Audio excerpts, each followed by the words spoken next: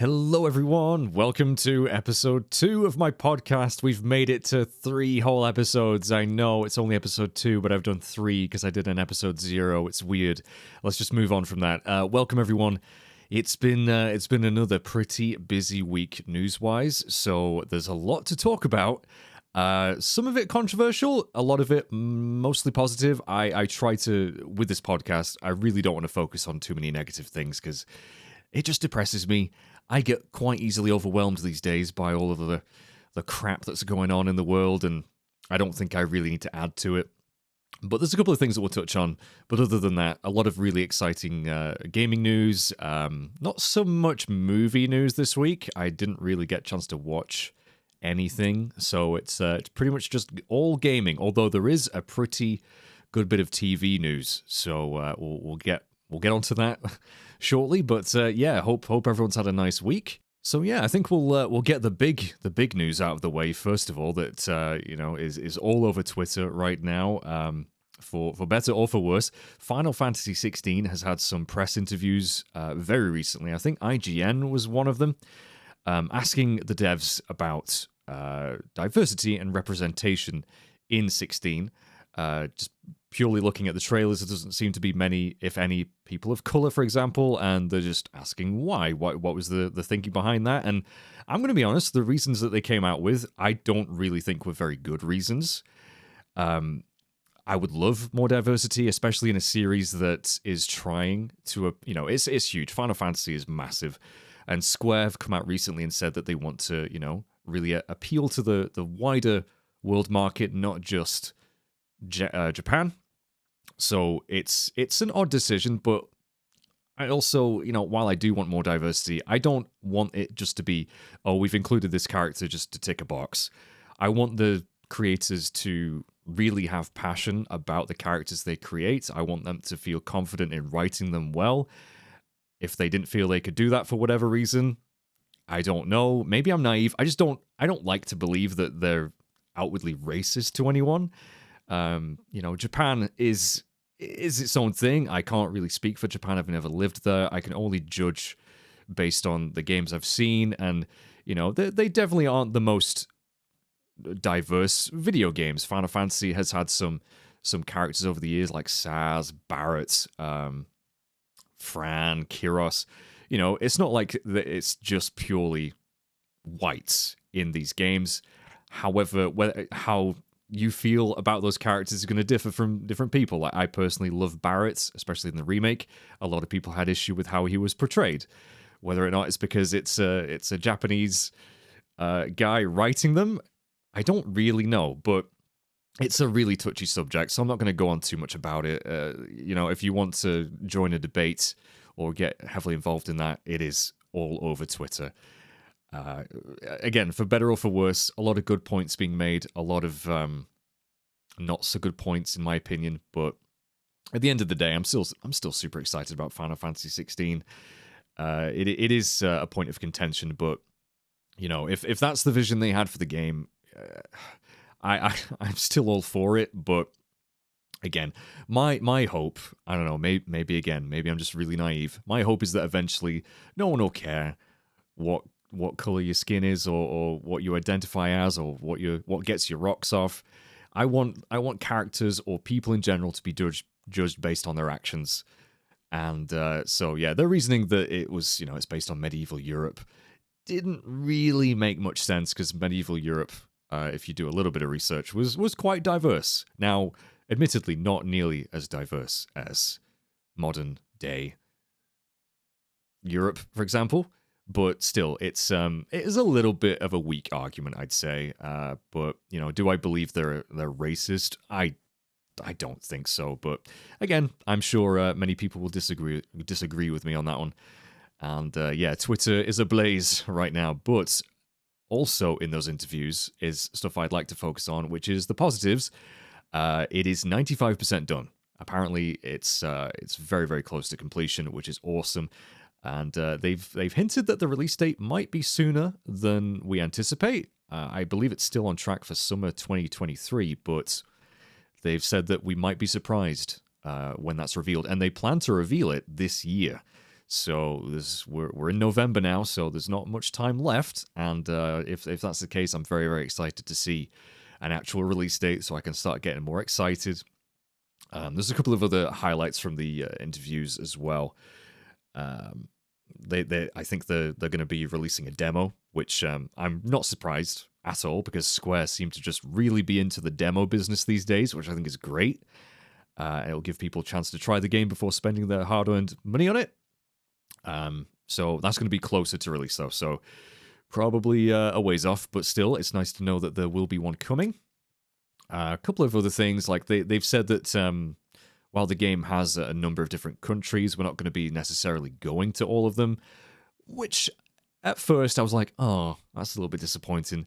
But at the same time, we still don't know how big this world actually is, and I'd wager that this is nothing new. I mean, if you go back to Final Fantasy XII, which seems to be a big influence, you don't go to every country mentioned in that game. It's mostly just Dalmasca and, Arcadia. So it really is nothing new. A bit of world building. I'm fine with that. And what else was there? There was a couple of things. I think I read somewhere that they're inspired by Final Fantasy V in the way the abilities are customizable, which sounds very exciting to me because I recently replayed Final Fantasy V, actually beat it for the first time. And that is the biggest strength of that game, is just how customizable it is. Obviously, that game really, it didn't pioneer the job system, but it really kind of perfected it, in my opinion. Or for the most part, it's not perfect, but still, really, really great system. So if there is an element of that, I don't know if there's going to be necessarily jobs per se, but if we can really mix and match what our character can use, what Clive will use, because we are just going to be solely controlling him by the looks of things. We may be able to issue commands to our dog, and there will be AI companions with us, so we will be in a party at times, but we won't really have to worry about them as much. Now, again, that's going to be either right up your street or not so much. For an action game, I'm fine with that. Because, it can get a little bit overwhelming when you've got multiple characters to worry about controlling, in a fast-paced combat system. So that's fine by me. Although saying that, I mean, Final Fantasy VII Remake, I still think that's one of the best battle systems I've ever played. They got the mix between like traditional Final Fantasy feeling with issuing commands in menus, but with real-time action combat as well. I just thought it was beautiful. So even if they kept that combat system for every other Final Fantasy game going forward, I'd be okay with it. But I also do like that Final Fantasy does take risks, does change things up a little bit. But yeah, maybe next time make the cast a little bit more diverse. I would like more races. I hope there's different races in 16. We haven't really seen any as such, so maybe not. But that's something that I would love to see return properly. Like Final Fantasy 9 did, 12 did as well. I love different fantastical races. I think that would be a great direction for the series to go in the future.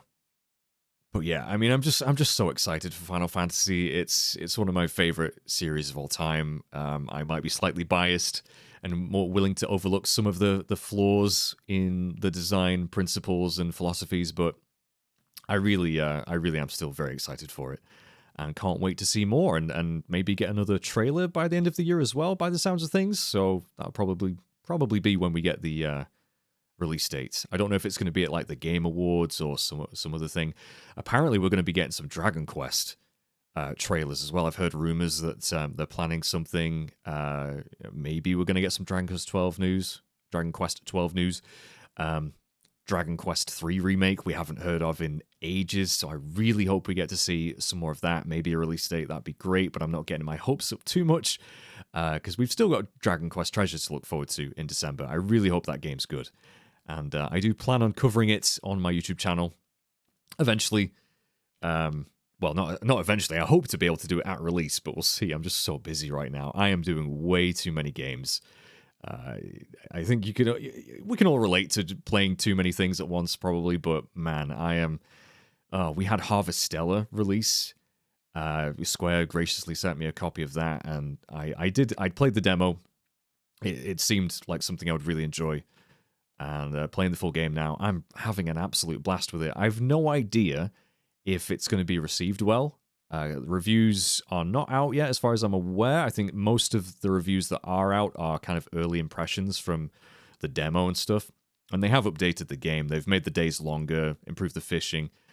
But so far, I think it's just a really charming, relaxing, just such a chill game. And I've actually just finished streaming it a little bit over on Twitch, which if you're not following me on Twitch, please follow me on Twitch, please. Thank you. But yeah, it's such a relaxing game and a really nice mix between farming sim and more traditional JRPG. The combat system is quite basic, but it keeps implementing or introducing new mechanics as I've gone through. And I've only played about 5 hours, so it's not like I can really give you much of an opinion on the whole product yet. I need to play way more. But all I can say so far is early impressions. It's really, really good. I really, really like it. It's a game that I'm definitely going to be planning on finishing. I have got some videos of that up, and holy crud are they doing well. Like, especially the first part. I have no idea why. Maybe YouTube, the algorithm has blessed it, but seems to be getting a lot of attention, which is great for me. But I just hope that people find, those videos useful in making their own choices and opinions on whether or not to give it a try. But if you haven't tried the demo, if you like JRPGs, especially action RPGs, but with a little bit of Animal Crossing or Stardew, then I do recommend it. Now, something I should have actually mentioned last week, I completely forgot about it. Call of Duty Modern Warfare 2 came out, and I'm actually quite a big Call of Duty fan. I don't really broadcast it too much, but I've enjoyed a lot of that series over the years. Is it a little bit samey at times? Yes, but you could say that about pretty much every gaming series out there. They kind of stick with what works, in my opinion. But one thing I just can't quite believe is apparently the disc. If you buy Call of Duty Modern Warfare 2 on disc, which I was actually planning on doing, it's basically a dummy disc. It's got something like 70 megabytes of data on the disc, and you still have to install, or download, I should say, pretty much the entire game. And Call of Duty games are not small. They are ridiculously big for what you actually get, in my opinion. I don't know why they are so large compared to many other, current gen games. It boggles my mind, but yeah, you pretty much have to still download an entire 100 gigs or whatever. I don't know how big it is exactly, but it's probably around that, which is just bloody mental. It's like, I don't know, going to pick up a pizza from Domino's, right? You get it home, you open up the box, and there's just a single piece of pepperoni, and you still have to have the rest of it delivered to you. You still have to wait for the rest of the pizza to arrive. It's just, why? It's such a strange, I don't get it. It's so weird.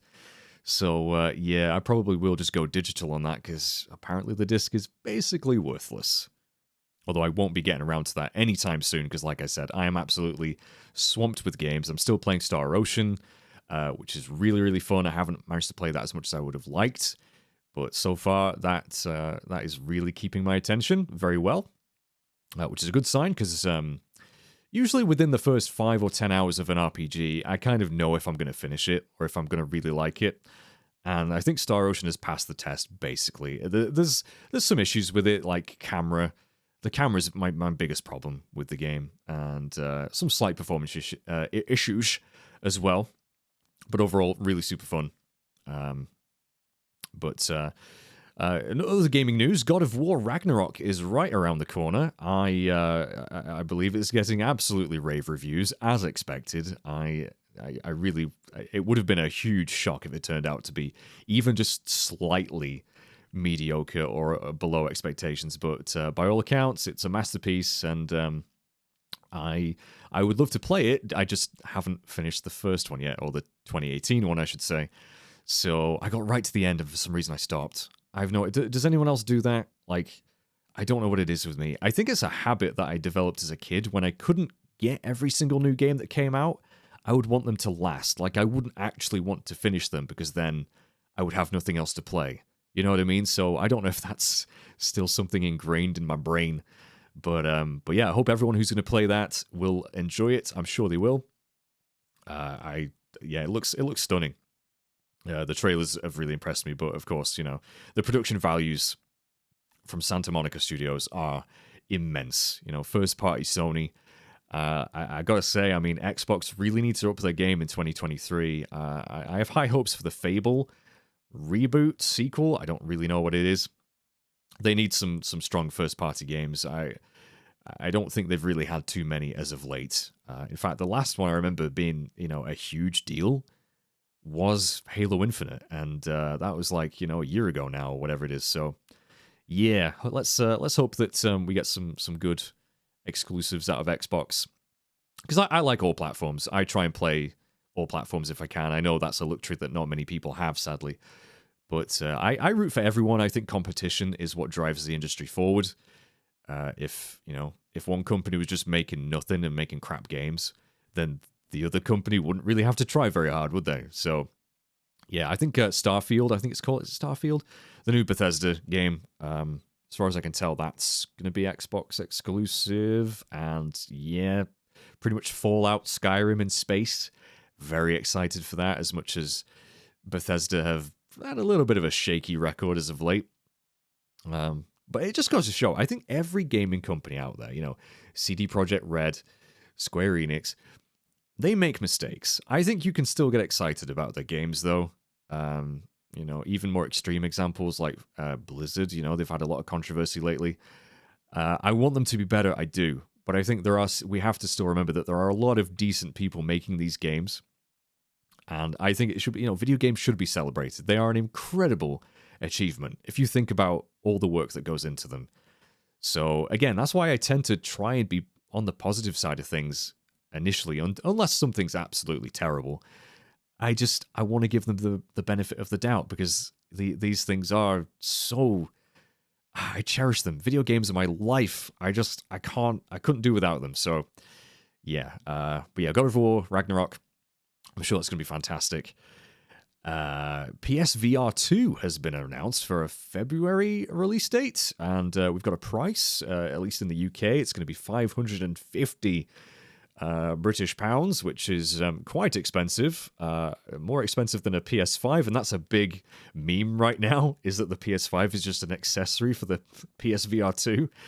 But I mean, I think, according to, if you adjust for inflation, it's kind of like the same as PSVR 1, which I do own, although I have criminally neglected just because it was such a faff to set up. Like, it's a really cool bit of kit, and I love VR. I think VR is one of the most immersive experiences you can have, depending on the game, obviously. And there was some pretty damn good games came out for PSVR. But just setting up the device itself, needing the camera, the PS4 camera, and, connecting that up to a PS5 is a pain in the arse, and just all the cables that came with it. It was not a comfortable experience, and having to use like a regular controller as well wasn't great. It took you out of the experience a little bit. You always knew you were playing a game. But PSVR 2 looks very promising. You got the more fancy controllers that you get with the other VR headsets, and obviously going to be higher resolution, better performance. But sadly, the games of PSVR 1 aren't going to be compatible with this new one, which is a damn shame. And I can understand some of the reasons behind it. I'm sure it's not easy, but that is still going to lock you out of a lot of your VR library, and you're still going to have to use the old headset if you do want to play some of those games. So that kind of sucks. But I'm very... I mean, I would love to get one. I don't know if I'm going to be able to get one around launch, because, again, they are very expensive, and I think I'm going to see what games are coming out for it as well. I know there's going to be Resident Evil 8 VR stuff. I think there's a new Horizon VR game in the works that looks really cool. But yeah, I mean, VR as a whole, I would love to play more of. I just don't have a powerful enough PC or the hardware to really get the best VR experience. So PSVR was a great kind of middle ground. It wasn't cutting edge, but it was still good enough. So I'm very curious to see how PSVR 2 will do, especially at that price point, and how many units they're going to be able to ship, what kind of demand there's going to be. But VR is very exciting. I do think it has a future. I don't think it's a gimmick like a lot of people probably think. I mean, just yeah, it's so immersive. Like holy crud, the Batman Arkham game I thought was brilliant. As short as it wasn't really a game. It was more of an experience. That was just something else. I'll never forget that. It was so good. So yeah, VR. I'm very very excited to see what they come out with for that, and just the fact that it is going to be so much easier to set up. Like there's basically no cables to it. Well, there are, but you know what I mean. It's way less of a faff than PSVR, which is kind of crazy considering that PSVR came out like 5 years ago. Just the advances in technology, VR especially has they've come a long way. So yeah, I'm very curious to see how that'll go. Oh, and speaking of Twitter, I guess Elon Musk now owns it, and that's also another thing that people just won't shut up about on Twitter. Oh man, I mean, I'm by no means a fan of the guy. I don't dislike him either. I'm very indifferent to him. Like I don't really care what he does or what he says. He's a billionaire. I can't relate to him in the slightest. But he obviously causes a lot of conversation. And the whole charging verified users, is it like $8? It was going to be $20, but then Stephen King bitched about it, and there was all sorts of drama. I don't know. It's not really that interesting to me. I find it more amusing than anything. But yeah, so Twitter at the moment is just an absolute shit show, in my opinion. It's never been that great. I just giving people the freedom of speech is great and all, but it can also be incredibly just sapping of any joy or any semblance of sanity that you have if you expose yourself to it too long. I'm having to take regular breaks from it. I really am. I mean, if I didn't really want to promote myself on Twitter, and help the channel grow, I probably wouldn't even bloody have it at this point. It's just so many opinions and people getting mad at each other, and I don't know, man. Maybe I'm soft, but it gets to a point where you're just like, can we just keep our opinions to ourselves, shitty or otherwise? You know what I mean? So yeah, that's been a huge thing that I've tried my best to avoid. However, Twitter did alert me to a pretty awesome announcement that the Last of Us TV show actually has a premiere date. Oh, baby, I'm so excited for that. Oh my god, the trailer looks incredible, and it's going to be the 15th of Jan, and it's going to be 9 episodes. I thought it was going to be 10 initially, but I have huge faith in that series. I think it's going to be great. Obviously, I love the games, and I can't remember the name of the guy. It's Craig something. He did the Chernobyl miniseries, which was one of the best things I've ever watched, by the way. If you haven't watched it, warning, it's incredibly heavy and upsetting, which is why he's probably perfect to do The Last of Us, because it's incredibly upsetting and emotional and draining and depressing, but also has a little bit of hope to it. I think he's perfect for it. I think it's going to be great. I do. And Pedro Pascal is going to be a fantastic Joel. I can feel it in my bones. And just, yeah, the money that HBO can obviously throw at it won't hurt. I do hope it does well, because it is a fantastic IP. I love The Last of Us. I know a lot of people hated Part 2. I loved it for different reasons than Part 1. But we'll see how the TV series does, and see. It looks like they're going to stay pretty faithful to the game from the obviously limited amount that they have actually shown us. Freaking Ron Swanson playing Bill. Oh my god. I can't wait. It's going to be so good. I'm very excited for that. So that was really the only TV news that caught my eye. Oh, and Westworld has been cancelled. So I guess anyone who was watching that might be disappointed. I've never seen any of Westworld.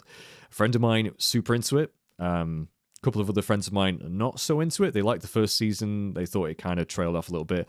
I don't know. I've never watched it. But yeah, that's been cancelled. So that's not going to get a final season. So boo if you were looking forward to that, I guess. Again, not really too bothered.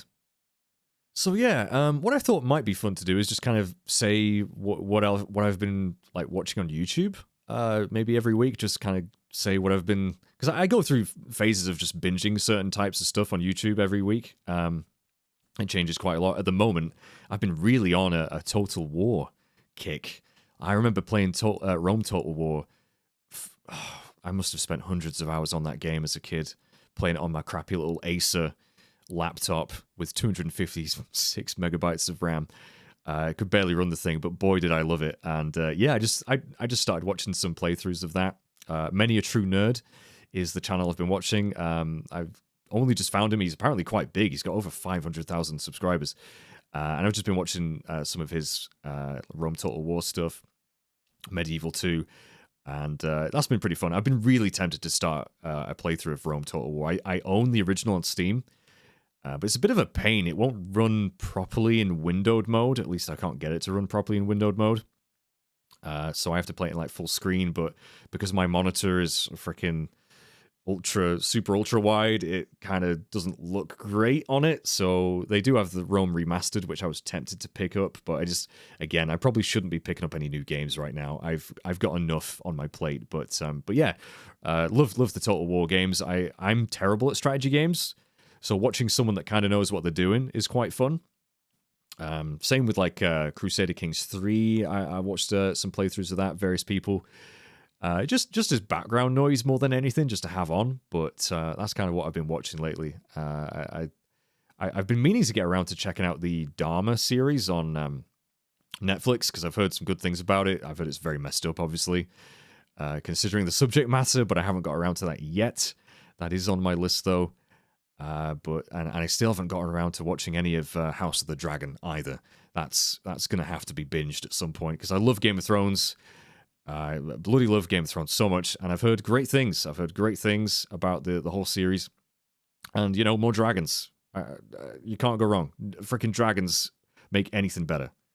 Like scientifically, that is a fact. So yeah, I'll get around to that at some point. But I think that's about all the topics I have. Trying to think, anything else? I probably will have forgotten something. I will forget something every week, and then the following week I'll talk about it, but it'll be old news, so no one will care. So apologies in advance. A couple of things actually about the podcast. People have asked if I am going to put this on Spotify. I've looked into it a little bit, but it doesn't seem that straightforward. I have to host it on an RSS feed or something like Anchor, and then that goes into Spotify. You don't directly put podcasts onto Spotify, so I don't know. I think for now, it's probably going to remain a YouTube thing. But in the future, who knows? I'll maybe get some guidance on that. And maybe you guys in the comments, if you're watching this on YouTube. And, well, if you're listening to this on YouTube, I say watching. I've tried to do a little overlay where it kind of shows roughly the topics that I'm talking about when I'm talking about them. I hope that helped in the last video. It takes a little bit of work, but it's not that big of a deal. So I can do that if that is something you chaps found useful. But I think we're probably done for another week. We'll see if next week's episode will have quite as much to talk about. I feel like, even though I don't know, it didn't take me that long to talk about it, did it? Maybe I'm not going in depth enough. Maybe I need to like waffle a bit more. I don't know. Let me know. Feedback is always appreciated, but I really do hope you've enjoyed a little bit of mage rambling. We still don't have a name for the podcast. Musings with Mage Talks Tripe. All I've had so many good suggestions I just can't pick, and I'm really bad at committing to something. Plus, I'd like to get some maybe proper channel art done in the future, not just for the podcast, but in general. But that's kind of it always takes a backseat. I always put it off. So yeah, we'll see. But as long as you guys are still enjoying this, and I do apologize if you don't like using YouTube to listen to a podcast. I know it's not the ideal solution, but for now, this is kind of what it's going to be. Hopefully, I will look into other platforms for this if it continues to do well. That's another thing. I just don't know how this is going to retain interest. How interesting I can make this. And I did say I do want to get guests on this eventually. That would be great to have a little bit of conversation back and forth, different perspectives, because this is obviously just my opinions, and I'm sure many of you will disagree on many of the things I say, whether or not it's about the Final Fantasy 16 stuff or just things that you're excited for, or things that I'm not excited for that you are excited for. But at the end of the day, it's my podcast. So if you want to make your own, that's great. Go for it. It is a lot of fun so far, I gotta say. So thanks for listening to this, everyone. And I think we'll call it there. Thank you. I will see you hopefully next week if I can. We'll see what happens. Hopefully some more good gaming news. Maybe less of the negative stuff. That'd be always great, appreciated. But till then, bye bye for now, chaps.